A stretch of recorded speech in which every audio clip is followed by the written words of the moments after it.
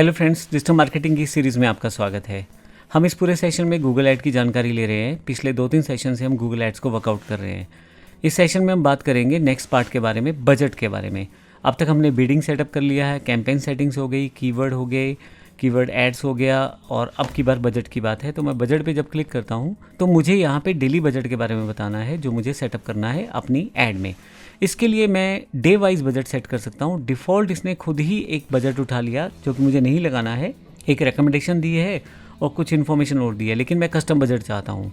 मान लो मैं डेली का 200 रुपये चाहता हूँ, तो जब मैं एंटर करूँगा तो मुझे टोटल कैलकुलेशन करके गूगल पहले से ही दिखा देगा कि टोटल मेरे पास वीकली कॉस्ट क्या आने वाली है, वीकली कन्वर्जन कितने आएंगे, यानी कि कितने मेरे पास कन्वर्जन अवेलेबल हो सकते हैं, और कॉस्ट मेरे पास उसकी टोटल क्या पड़ेगी।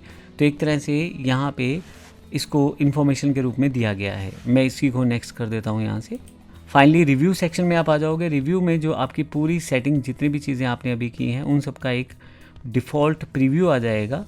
तो यहाँ पे अगर आप देखें तो कैंपेन नेम जो था, सर्च क्या टाइप कौन सा था, ऑब्जेक्टिव क्या था, मेरी उस पूरी कैंपेन का गोल क्या है, पेज व्यूज़, बिडिंग मैंने कौन सी सेट की है, कस्टमर एक्विजिशन मैंने कौन सा सेट किया है, फिर नेटवर्क कौन सा सिलेक्ट किया है मैंने, लोकेशंस, लैंग्वेजेस, ऑडियंस कौन सा सिलेक्ट किया है मैंने, और ब्रॉड मैच कीवर्ड्स मेरे पास कौन से हैं जो मैंने ऑफ रखा था, आपको बताया था मैंने। और ऐसे ही मैंने यहाँ पे कीवर्ड्स जो सेटअप किए थे वो वाले बजट मेरा कितना रहा है, तो एक डिफ़ॉल्ट तरह से मैंने यहाँ का सारा सेटअप कर दिया है। अब मेरे पास यहाँ इस अकाउंट में मेरे पास अभी, क्योंकि मेरी बिलिंग सेटिंग सेटअप नहीं है, तो इसलिए मैं इसको नहीं कर पाऊँगा लाइव, लेकिन आपके पास यहाँ कंटिन्यू और नेक्स्ट का बटन आ जाएगा। फाइनली इसके बाद आपका ये ऐड कंप्लीट हो जाता है। बस आपको ध्यान क्या रखना है कि आपके स्टेप्स कौन से हैं और किस तरह से आपको इसको सेटअप करना है। आप जब अपनी कैंपेन का रिव्यू ले लेते हैं तो यहाँ पे आपके पास ये सारी चीज़ें मैच करने के बाद आप अपनी ऐड को लाइव कर सकते हैं। इसके लिए गूगल कुछ समय लेता है, और जो समय वो लेगा वो एक तरह से उसका ओवरव्यू या ऑब्जर्वेशन टाइम रहेगा। उसके बाद जब आपकी ऐप लाइव होगी तो फिर जो आपने टर्म्स दी हैं, जैसे ही लोग उसको सर्च करेंगे उस पर आपकी वेबसाइट के लिंक शो होना शुरू हो जाएगा, और स्पॉन्सर्ड लिंक के साथ वो आपको इन्फॉर्मेशन वहाँ आनी शुरू हो जाएगी। यहाँ अभी मैं इसे क्लोज़ करता हूँ और वापस अपने डैशबोर्ड पे आता हूँ, तो आप देखेंगे एक डिफ़ॉल्ट डैशबोर्ड मेरे पास आ गया है। ये वही डैशबोर्ड है, यहाँ से मैंने शुरू किया था अपना कैंपेन को बनाना। अब मैं यहाँ पे एक चीज़ और आपको बता देता हूँ कि जो कैंपेन्स आप बना चुके हैं पहले से, उसको आप देखने के लिए कैंपेन्स पे आ जाएं और फिर कैंपेन पे क्लिक करें।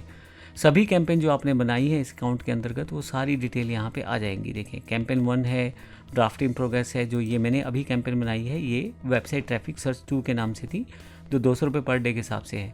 पहली जो कैंपेन थी मेरे पास वो नीचे की तरफ थी, वो भी एग्जाम्पल के लिए ली थी, जिसको अभी गूगल ने डिसअप्रूव कर दिया है, लेकिन ये अभी प्रोग्रेस में है। अगर आप गूगल की कोई भी पॉलिसी वायलेट करेंगे या इन्फॉर्मेशन प्रॉपर नहीं देंगे तो आपकी ऐड डिसअप्रूव हो सकती है।